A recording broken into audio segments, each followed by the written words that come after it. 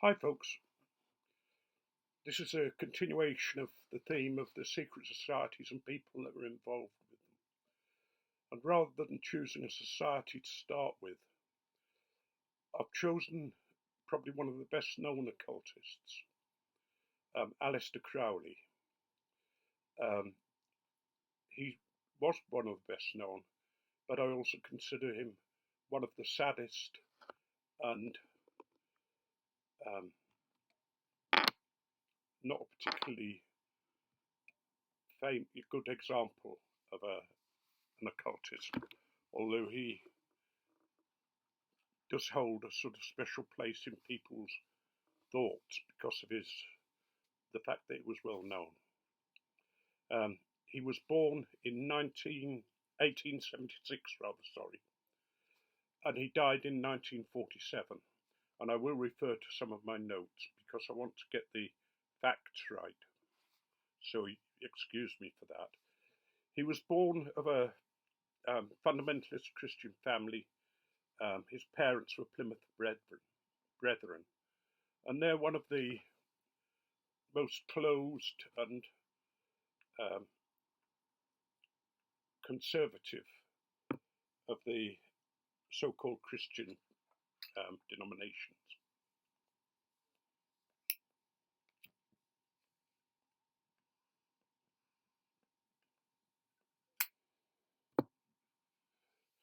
Because of this, Crowley rebelled in his youth. His original name uh, was Edward Alexander, and he changed that to Aleister and convinced himself that he was the beast, 666, foretold in the book of Revelation.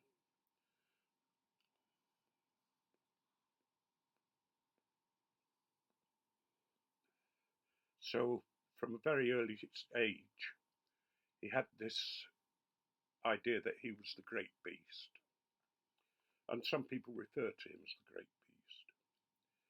In 1895, he matriculated from Trinity College, Cambridge, and briefly pursued chemistry.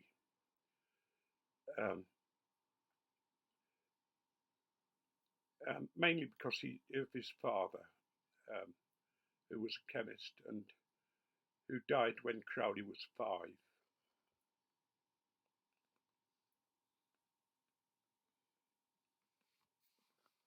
He inherited quite a bit of money. His father wasn't a chemist, sorry. Crowley inherited quite a bit of money from him and enabled him to live a bohemian lifestyle, which he took to um, very quickly. He gravitated towards the occult from a very early age, and in the 1898, he was initiated into the Hermetic Order of the Golden Dawn. Now, that is one of the premier occult societies in England. It was then, and I believe it still is now, probably. There were power struggles within the organisation and schisms. So just after his initiation, he pledged loyalty to the then head of the society, the Hermetic Order of the Golden Dawn, who was Samuel Liddell Matthews, and served as Matthews' emissary to the rebellious London adepts. Though his insistence on wearing a full Highland dress and black mask throughout the whole process, he that can't have helped him. You know, if somebody's coming to try and reconcile you to something and he turns up in a kilt, Highland dress, and a black mask, he demanded to be recognised as the true head of the Golden Dawn, and he was he was it led to his expulsion from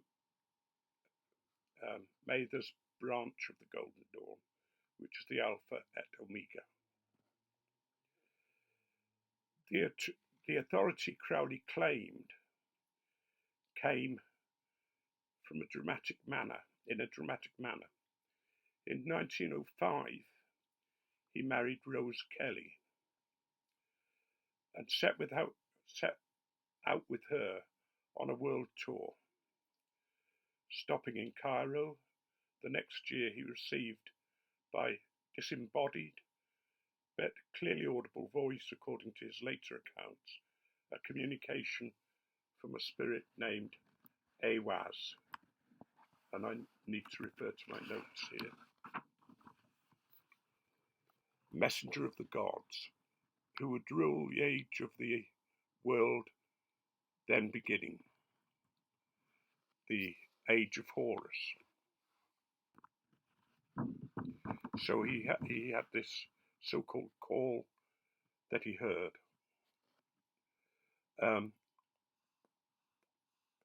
Over 3 days, he says that he was dictated the book of law, the holy scriptures of this new religion.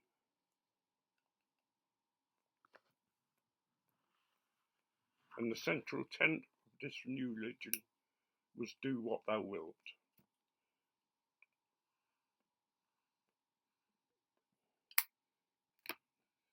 Now that is by no means an original thought. The Richards Reed, the law of the witches, says, do what thou wilt, but do none harm. And clearly Aleister borrowed this and just thought to stop it at do what thou wilt. He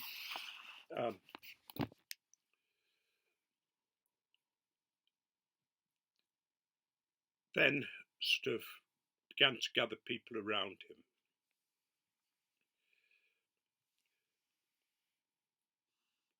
And it was the turning point of his career as an occultist, an occult activist. His activities took more of his time.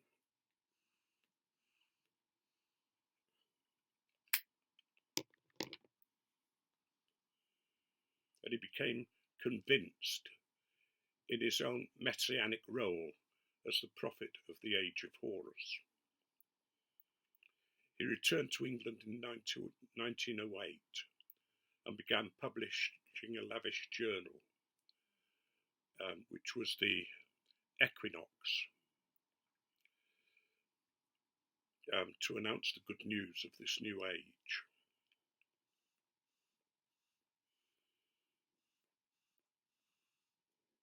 Crowley also launched his own version of the Golden Dawn, the Agitarium Astrum. His publishment of the Golden Dawn papers as part of this landed him in court battle with Mathers. The journal and the court case brought him to the attention of Theodore Russ and John Yanker.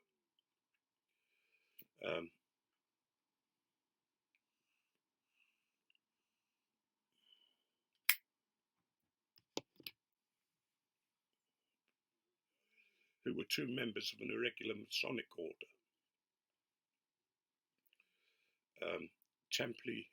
Russ's Ordo Templi Orientis and Yanker's Rite of Memphis and Mizram. And they invited Crowley to join. The Order of Memphis and Mizram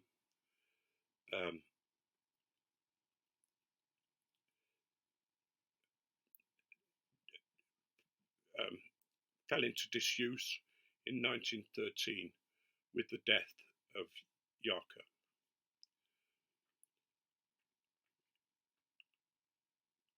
Yanker's death in 1913 and the collapse of the right of Memphis and Mizraim limited Crowley's involvement to the right of Memphis and Mizraim.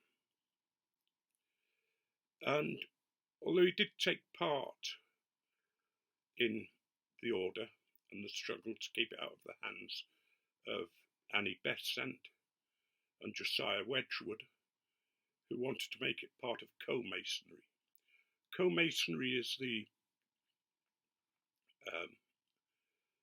an order that allows both men and women in. In 1918, Russ made Crowley the head of the British branch of the ETO, and he proceeded to transform the order into a vehicle for his new religion. And by 1913, he, Russ, and other members of the order had bitter quarrels.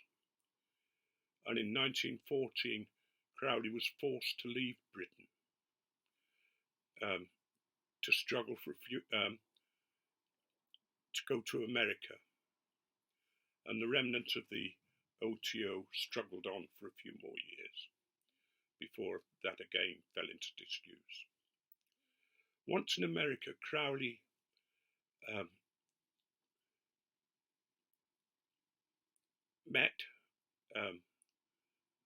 let me just get this right, Crowley and his Canadian acolyte, Charles Stansfield Jones, attempted to spread the order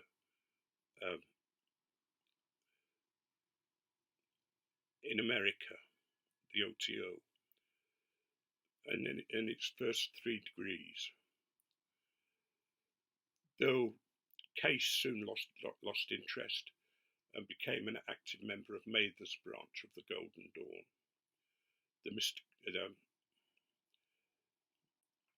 1920, after returning to Europe, Crowley gathered a small group of followers and went to Cefalù in Sicily, where he established what would now be called a commune, and developed their time and divided their time to sex, drugs, and magic.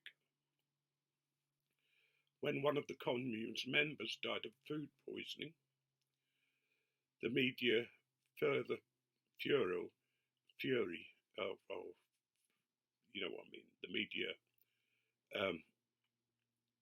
furor, prompted the Italian dictator Benito Mussolini to order Crowley's expulsion from Italy. After staying in Tunis and France and becoming a heroin addict, and he was certainly taking a lot of drugs before then, Crowley returned to England and promptly sued the British sculptor Nina Hammett for referencing to him in the press and in print as a black magician, making the same mistake that ended Oscar Wilde's career. British law required Hammett to prove the accuracy of her statements in order to clear herself, and she did do to the satisfaction of the court and the public.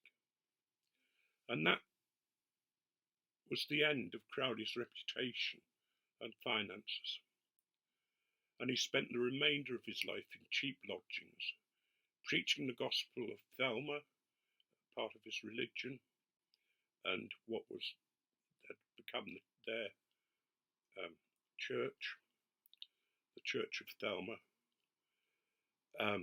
to friends and students. At the time, it included Gerald Gardner, who later launched modern witchcraft, Wicca. And though there seems to be no truth to the much-quoted rumour that Gardner paid Crowley to write the original Wiccan book of Shadows. So Crowley claimed that he'd written the Book of Shadows, and he certainly hadn't. Um, when Crowley died in 1947, a service for him reported inaccurately as a black mass, was reported as a black mass. So that's a basic life of Crowley. But although he has this reputation for being an occultist, it was, I think, an overplayed reputation. You know, most of his life was spent arguing with other groups, which isn't uncommon in the occult, trying to found his own order, which is more successful now than it was in his lifetime, admittedly. But in his lifetime, he claimed various things which were untrue. His writings really can't be trusted as being a true record of events. You know, like the message from the so-called messenger of the gods. It contains so much that's borrowed.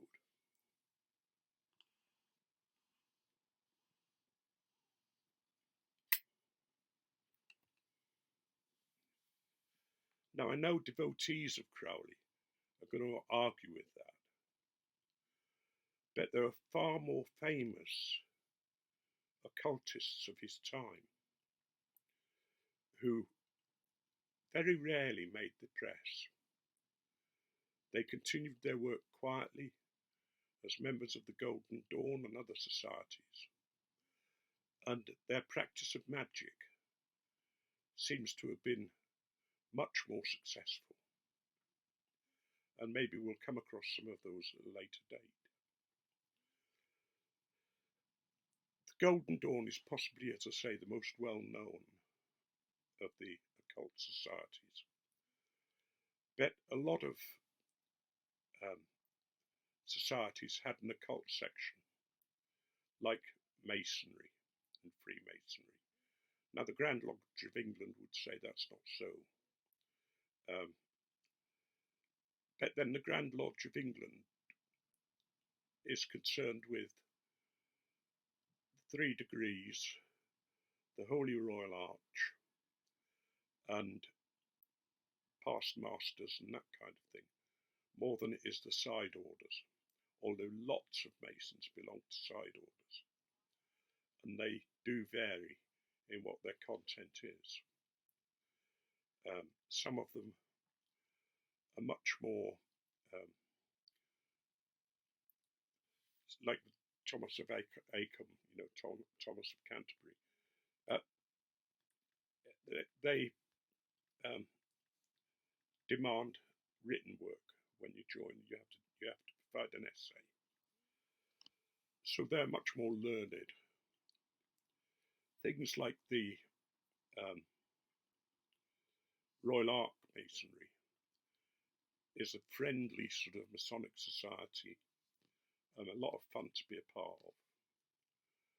And there are countless others, some of which I belong to, some I haven't.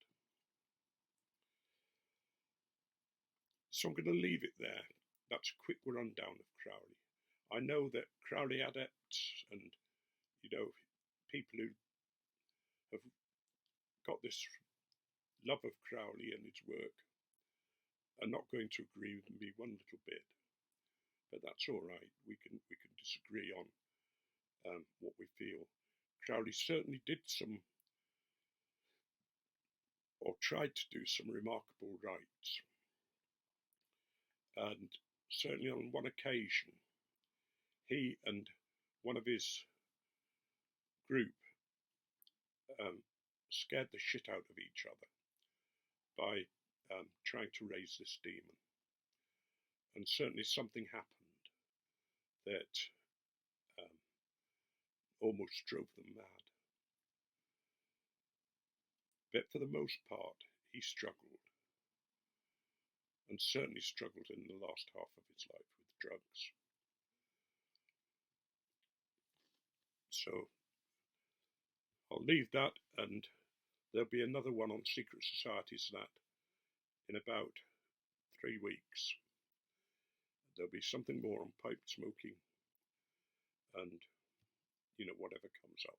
Maybe even another story. So every blessing, and always remember that you are very special, that each of us on this earth is unique.